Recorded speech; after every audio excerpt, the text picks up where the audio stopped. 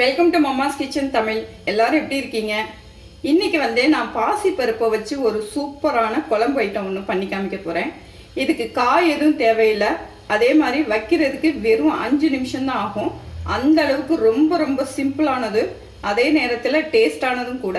நான் இதே மாதிரி குழம்பு ஐட்டம் நிறைய பண்ணியிருக்கேன்.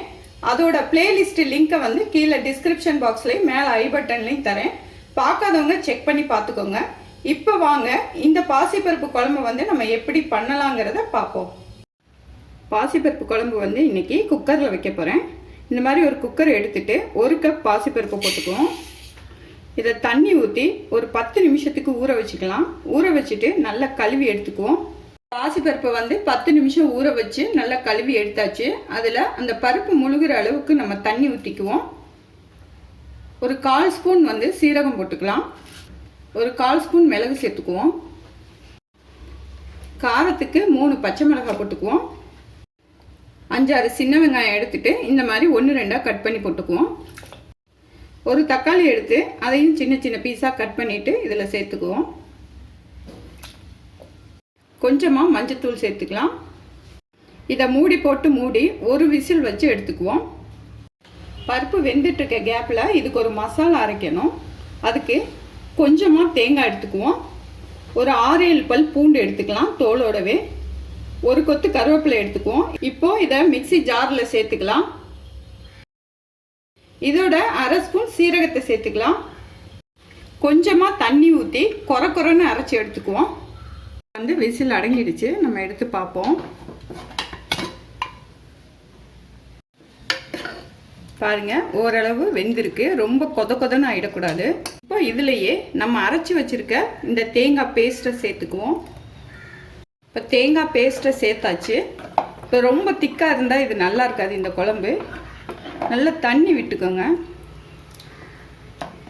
இப்போ அடுப்பை பற்ற வச்சுட்டு நல்லா கொதிக்க விடுவோம். தேங்காயும் பூண்டும் போட்டிருக்கிறதுனால அதோட பச்சை வாசனை போகணும். ஒரு 2 நிமிஷமாவது கொதிக்கட்டும். இப்போ இந்த குழம்புக்கு தேவையான அளவு உப்பு சேர்த்துக்கலாம். இப்போ 2 நிமிஷம் ஆயிடுச்சு. நல்லா கொதிக்குது பாருங்க. அந்த தேங்காய் பூண்டோட பச்சை வாசம் எல்லாம் போயிட்டு நல்ல ஒரு சூப்பரான வாசம் வருது. இப்போ குழம்பு ரெடி ஆயிடுச்சு. இதை நம்ம தாளிச்சு விட்டுக்கலாம். தாளிக்கிறதுக்கு ஒரு சின்ன கரண்டி அடுப்பில் வச்சுட்டு ஒரு 2 ஸ்பூன் அளவுக்கு நெய் சேர்த்துக்குவோம். இதுக்கு எண்ணெய் தேவையில்லை. நெய் ஹீட் ஆனவுடனே கொஞ்சமாக கடுகு போட்டுக்குவோம். கொஞ்சமாக சீரகம் சேர்த்துக்கலாம். கடுகும் சீரகமும் நல்லா பொரிஞ்சிடுச்சு. இப்போ ஒரு கொத்து கருவேப்பிலையை இதில் சேர்த்துக்குவோம். எல்லாம் பொரிஞ்சு வந்துடுச்சு. இப்போ இந்த சாம்பாரில் சேர்த்துக்குவோம். இதை இப்போ தாளித்து கொட்டியாச்சு. லாஸ்ட்டாக கொஞ்சம் மல்லித்தலையை தூவிக்கலாம்.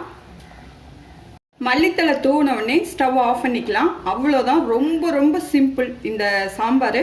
அதே நேரத்தில் ரொம்ப சிம்பிளாக இருக்கே அப்படின்னு சொல்லி நினைக்காதீங்க. செம்ம டேஸ்ட்டாக இருக்கும். காயே இல்லைனாலும் பரவாயில்ல, இந்த மாதிரி நீங்கள் சாம்பாரை செஞ்சீங்க அப்படின்னா ரொம்ப சூப்பராக அட்டகாசமாக இருக்கும். நான்வெஜ் செய்கிற அன்னைக்கு, நான்வெஜ் சைடிஷ் இருக்கிற அன்னைக்கு இந்த மாதிரி சாம்பாரை வச்சு செஞ்சு சாப்பிட்டீங்க அப்படின்னா ரொம்ப ரொம்ப சூப்பராக இருக்கும். நீங்களும் இதே மாதிரி வீட்டில் செஞ்சு சாப்பிட்டு பாருங்கள். நல்லா சாப்பிடுங்க, ஆரோக்கியமாக இருங்க, சந்தோஷமாக இருங்க. மீண்டும் ஒரு புது ரெசிபியில் உங்களை சந்திக்கிறேன். நன்றி.